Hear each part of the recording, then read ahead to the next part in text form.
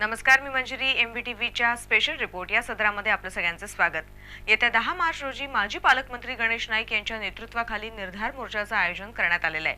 अन्यायाविरोधात एकजुटीचा एल्गार हा यामागील हेतू असला तरी या सर्व भूलथापा आहेत. इतकी वर्ष सत्तेत राहूनही न्याय दिलेला नाही, सामान्यांची फसवणूक केली आणि स्वतःचा फायदा करून घेतला. राजकीय भवितव्य धोक्यात पाहता माजी पालकमंत्र्यांची ही नवी राजकीय खेळी असल्याचा घणघणाटी आरोप आमदार मंदाताई म्हात्रे यांनी केलेला आहे.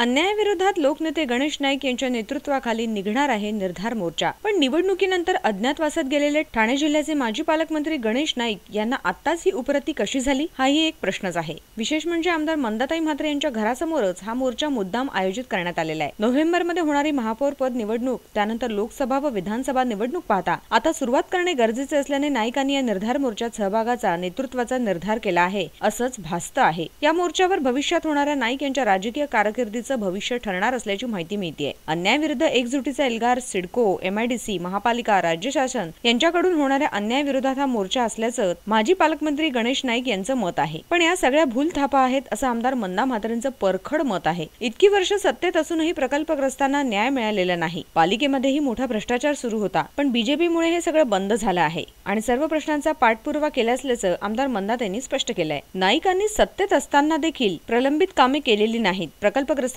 अद्याप न्याय मिळालेला नाही आणि आता मात्र नवी मुंबईकर आणि प्रकल्पग्रस्तांची दिशाभूल करत असल्याचं रोखठोक मत आमदार मंदाताईंनी व्यक्त केलेलं आहे. असं आहे की ज्या प्रकल्पग्रस्तांच्या नावाखाली ज्यांनी मोर्चा काढलेला आहे माजी मंत्री गणेश नाईक यांना, पहिलं म्हणजे प्रकल्पग्रस्तांना एकत्रित सुद्धा त्यांच्या नेतृत्वात लोक आज आलेली नाही आहेत आणि त्यांचं नेतृत्व लोकांनी मान्य केलेलं नाही, म्हणून आज 3-3 मोर्चे प्रकल्पग्रस्तांचे निघतात. याचं खरं उदाहरण असं आहे की ज्यावेळी BMTC होती त्यांचा मोर्चा 30 वर्षापूर्वी काढला होता. आज पण 15 वर्षे सत्तेत होते, त्यांचे प्रश्न सुटले नाहीत. प्रकल्पग्रस्तांना माहिती आहे की मोर्चा काढण्याच्या मागचा उद्दिष्ट काय आहे आणि हे प्रश्न सोडू शकत नाही, कारण 15 वर्ष सत्तेत राहून त्यांनी सोडवलं नाही. आज जवळजवळ 2-2.5 वर्षामध्ये मी इथे भारतीय जनता पार्टीचे आमदार झाल्यानंतर जे प्रश्न आम्ही सोडवले आहेत, मग 2.5 एपीचा असेल, 2015पर्यंतची घरं कायमस्वरूपी असतील, डम्पिंग ग्राउंडचा प्रश्न असेल, हे सगळं आता आम्ही ह्याच्यावरती पेपरवर्कवर आणलं आहे.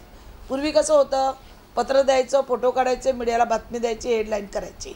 आज आम्ही हे नुसतं हेडलाईन केलेलं नाही, तर हे संपूर्ण रेकॉर्डवर आणलेलं आहे आणि रेकॉर्डवर होणारे प्रश्न आता सुटणार असल्यामुळे हा मोर्चा काढून लोकांची दिशाभूल करायची की आम्ही मोर्चा काढला म्हणून हे प्रश्न सुटले. आता परवाच चंद्रकांत दादा, आमचे मंत्री, आमचे नेते यांनी डम्पिंग ग्राउंडची फाईल तयार करून दिली. 30-35 एकर जागा आम्हाला देतात आहेत. आज फक्त एवढाच तो प्रश्न अडकला की ती जागा महापालिकेला विकत द्यायची का मोफत द्यायची. आज उद्या त्याच्यावर सही होते. 2015 साहेब, मुख्यमंत्री साहेब उद्या किंवा परवा डिक्लेअर करतील. मोर्चा काढून जी अनधिकृत बिल्डिंगी बांधलेल्या आहेत, ज्या अनधिकृत झोपड्या बांधलेल्या आहेत, तुम्हाला सांगते, ज्या झोपडपट्टी आता चाबू डॅनियल नगरचौक तिथली झोपडपट्टी कुठे तोडली, सुरेश कुलकर्णी इथली झोपडपट्टी कुठे तोडली, शिवाजीनगर कुठे तोडली. पण काही लोकप्रतिनिधी स्वतःचं पोट भरण्यासाठी 100 झोपड्या अनधिकृत बांधतात, त्यांच्याकडनं भाडं घेतात, त्या सिडकोच्या जागेवर बांधतात. सिडकोच्या जागेवर 50-50ने इमारती बांधतात.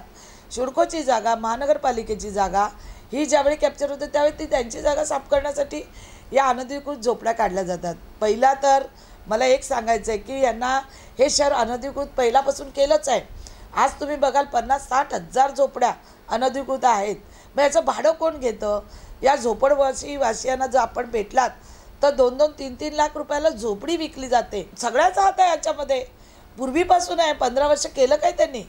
15 वर्षाचे प्रश्न सोडवले असते तर आज प्रकल्पग्रस्तांना मोर्चे काढावे नसते लागले. आता तुम्हाला जर विद्यावेतनचा प्रश्न हा मी जाऊन सोडवला. गेल्या वर्षी विद्यावेतन दिलं नाही.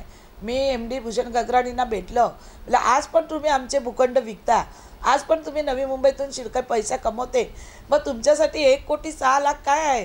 तुम्ही आमच्या मुलांना विद्यावेतन दिलं पाहिजे. जोपर्यंत इथे शिडको आहे तोपर्यंत आता आमची चौथी पिढी कुठे शिकायला लागली. पूर्वी आमची अशिक्षित लोक होती, आता शिकतात आणि तुम्ही कोणाचं तरी सांगणार विद्यावेतन बंद जातं. आता या 27च्या याच्यामध्ये हे पेपर दिलेले आहेत, त्यांनी बोर्ड मिटिंगमध्ये प्रश्न घेतलेला आहे आणि 27 नंतर ते विद्यावेतन देतात. मग ह्यांनी कशासाठी मोर्चा घेतला आहे? जे कामं सगळी रेकॉर्डवर आलेली आहेत त्या रेकॉर्डच्या कामासाठी जर तुम्ही लोकांची दिशाभूल करत असाल तर ते बरोबर नाही आहे ना.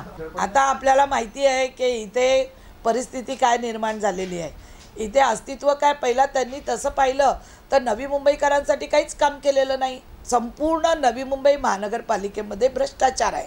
तुम्ही जिथे पाऊल टाकाल तिथे तुम्हाला भ्रष्टाचार दिसेल. मग मोठमोठी कामं घ्या, तुम्ही छोटी कामं घ्या, 25 लाखाच्या आतली कामं घ्या, कुठे पण क्वालिटीचं काम झालं का जरा आपण बघा. आणि जर आम्ही याच्यावर बोललो तर मग ते आमचं तोंड दिसतं. पण आज भारतीय जनता पार्टी आल्यानंतर इथे 5% जे होतं ते सगळं कमिशन बंद झालेलं आहे. आपणही मीडियातून पाहता वाचता, आपण सगळीकडे फिरता, महापालिकेत फिरता, आज कुठेही कमिशन घेताना अधिकारीसुद्धा घाबरतात आहेत. लोकप्रतिनिधी तर राहिलेच बाजूला, पण आज झोपड्या बांधायच्या 100-100, 200-200 झोपड्या बांधून त्याचं भाडं वसूल करायचं आणि ते तोडल्या म्हणून त्याचा बाऊ करून मोर्चे काढायचे. पण आज आमच्या समाजामध्ये एक भीतीचं वातावरण आहे. पण मी समाज बांधवांना आपल्या माध्यमातून सांगू इच्छिते की आपण काही घाबरू नका. प्रकल्पग्रस्त हे सरकार आपल्या सगळ्या मागण्या पूर्ण करणार आहेत, सगळ्या मागण्या सोडवणार आहेत आणि आपण अजिबात विचलित होऊ नका. आणि असे मोर्चे काढून जर प्रश्न सुटत असते तर 15 वर्ष तुमच्या हातात कॅबिनेट मंत्री होतात, पालकमंत्री होतात, तुमच्या एका लेखणीवर आमचे प्रश्न सुटले असते सिडकोमध्ये. पण का सोडवले नाही? आणि आज मोर्चाचं नाटक कशासाठी करायचं? ही लोकांची दिशाभूल आहे आणि हे सरकार काय या अशा लोकांना घाबरणाऱ्यातलं नाही आहे. आता 10 तारखेच्या निर्धार मोर्चाचं काय होतं याकडे सर्वांचं लक्ष लागलंय. कॅमेरामन सुरेश कांबळेसह रिपोर्टर राज चव्हाण, MVTV. आजच्या स्पेशल रिपोर्ट या सदरामध्ये इतकंच. पुन्हा भेटूया स्पेशल रिपोर्टच्या दुसऱ्या सदरात नवीन विषयासह. तोपर्यंत पाहत राहा MVTV. नमस्कार.